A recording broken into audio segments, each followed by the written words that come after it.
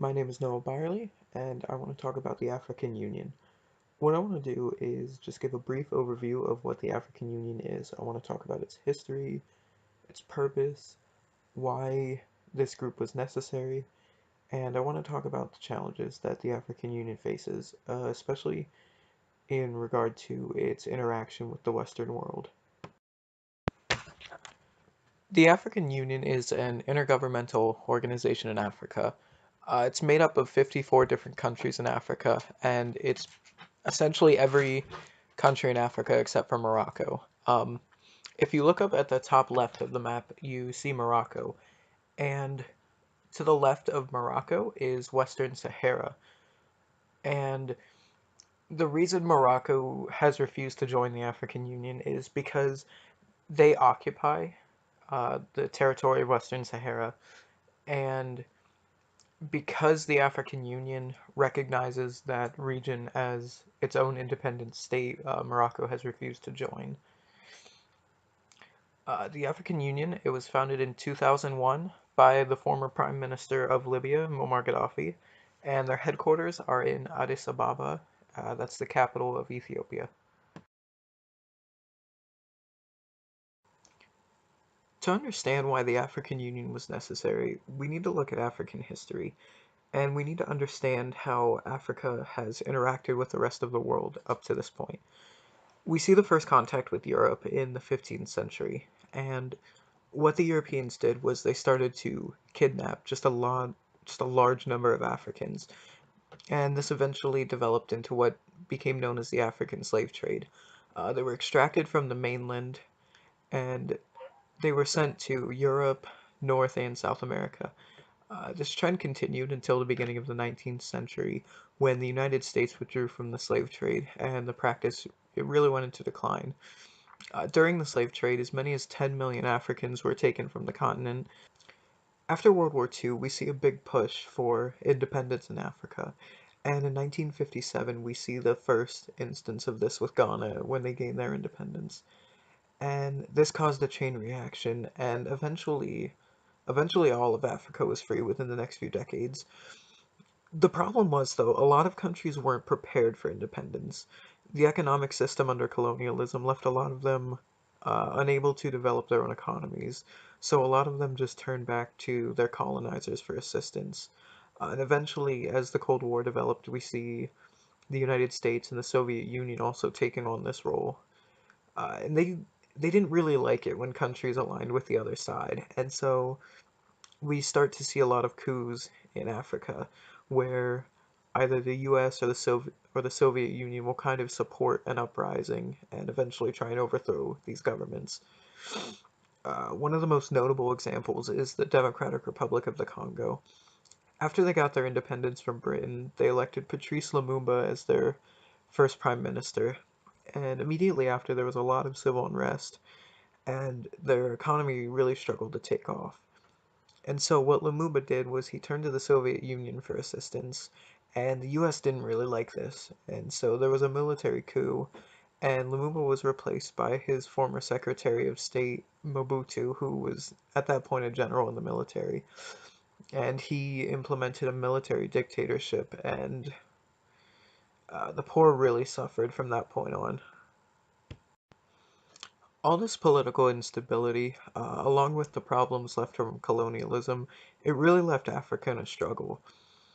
And then we see the first president of Ghana, Kwame Nkrumah, and he was one of the first to advocate for the total liberation of Africa.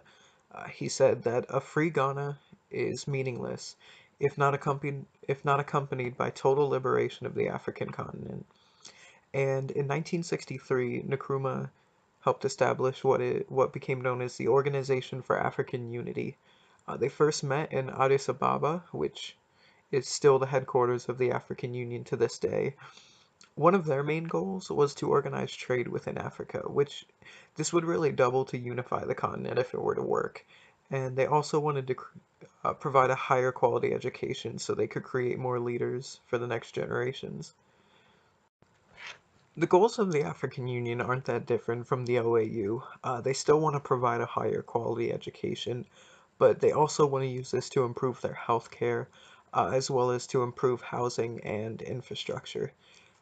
Due to the high rate of state and ethnic violence, security is a really big issue in Africa, and the African Union has the goal of creating a unified military force to ensure collective security. To create a unified African military, it would require African unity in general, and the intention would be to achieve this through encouraging continental trade. During the colonial period, Europe developed the African economy as a source of raw materials. They were never allowed to industrialize, and their economic system never really developed. When materials were mined or harvested in Africa, they were sent to Europe to be made into material goods. And then these would be sold back into Africa at a really high markup. And this still continues to today. Uh, so the goal is to industrialize Africa. If Africa can make it to a point where they have an economy in which they produce their own goods, it would relieve a lot of their dependence on the Western world in terms of their economy. And this continental trade combined with the industrialization would just allow African economies to help each other flourish. Another goal is to establish a single African passport, much like they have in the European Union, and this would allow people to move much more freely throughout Africa, and it would also encourage local trade. For these goals to be achieved, though, it requires the unity of Africa, and the ethnic violence and the political instability, they pose major issues in the goal, but they're not the only problems that Africa has in terms of unity. When a lot of people think of Africa, they usually think about Kenya, Nigeria, South Africa. They think about Black Africa, basically. If you look at the top of the map, you see the Sahara Desert and you see North Africa. A lot of people think of the countries in this region, Egypt, Libya, Morocco, they think of them as Arab and Middle Eastern countries. The problem with this is that these countries do too. The Sahara basically works as a border between North Africa and the rest of Africa. And because there isn't much interaction between these countries and the rest of Africa, and there is a lot of interaction between these countries and the Middle East, it causes them to really identify more with the Middle East than with the rest of Africa. So the end goal of the African Union is essentially the same as what the Organization for African Unity was. They want economic consolidation of Africa. And as I mentioned earlier, if Africa were to industrialize and engage in this continental trade, it's very likely that this goal could be achieved rather easily.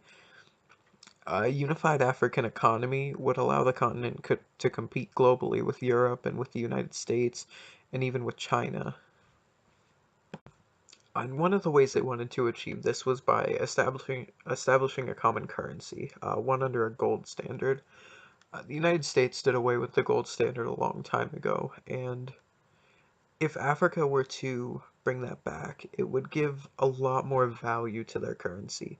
And as North Africa is a big oil producer, it would give them a lot of control in the oil market, and it would allow them to really compete even on an even greater scale with the United States and the other powers. Muammar Gaddafi was one of the main proponents of the single currency and the gold standard. His country of Libya was really rich in gold and in oil, and so it just seemed common sense to move to that. And this was something that didn't sit well with the West, especially the United States. And so in 2011, there was an uprising in Libya, and eventually Gaddafi was killed. And as one of the most outspoken and bold leaders of the African Union, without him, there really isn't much to it. And because of this, it's very likely that Africa will continue to struggle until a strong and bold enough leader can rise and fill Gaddafi's involvement in the African Union.